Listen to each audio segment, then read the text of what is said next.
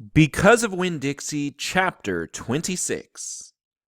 Outside, the rain had stopped and the clouds had gone away, and the sky was so clear it seemed like I could see every star ever made.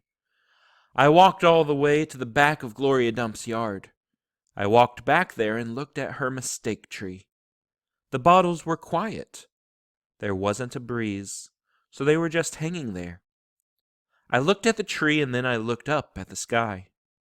"Mama," I said, just like she was standing right beside me, "I know 10 things about you, and that's not enough.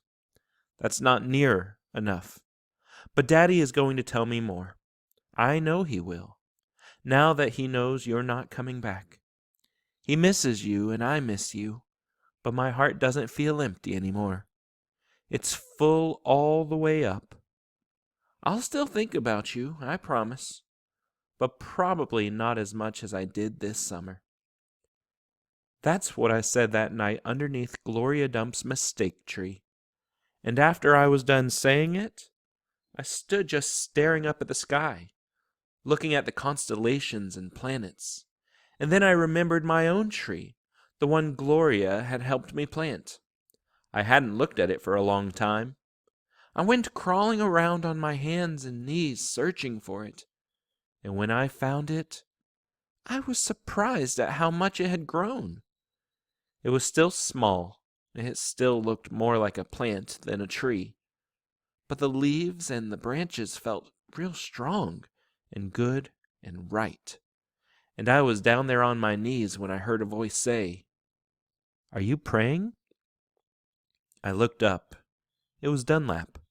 "No," I said. "I'm not praying, I'm thinking." He crossed his arms and looked down at me. "About what?" he asked. "Well, all kinds of different things," I said.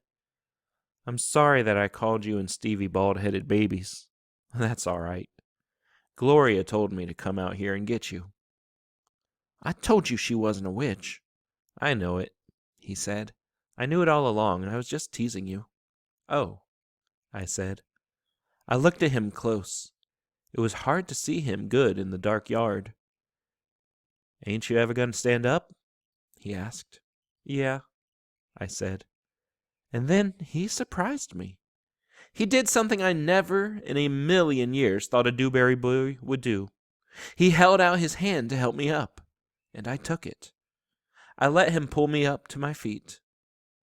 "I'll race you back to the house," Dunlap said, and he started to run. "Okay," I shouted, "but I'm warning you, I'm fast." We ran, and I beat him. I touched the corner of Gloria Dump's house right before he did.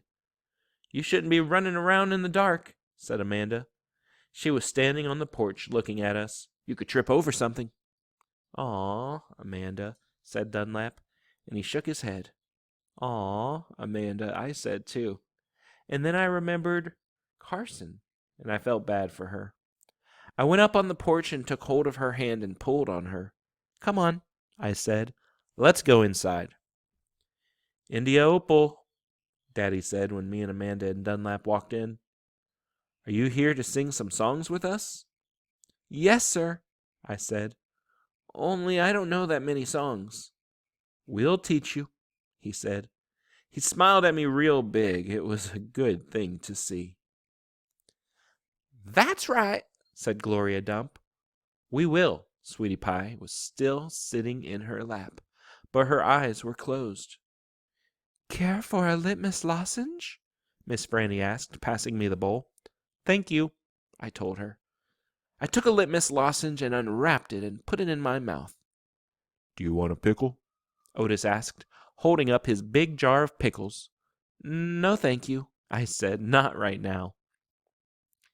When Dixie came out from underneath Gloria Dump's chair, he sat down next to me and leaned into me the same as I was leaning into my daddy.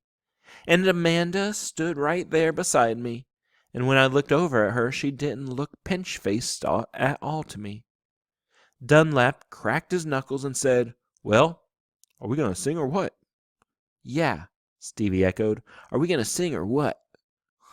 "Let's sing," said Sweetie Pie, opening her eyes and sitting up straight. "Let's sing for the dog."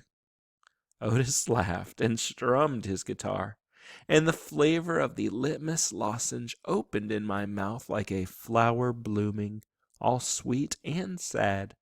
And then Otis and Gloria and Stevie and Miss Franny and Dunlap and Amanda and Sweetie Pie and my daddy all started to sing a song. And I listened careful so I could learn it right.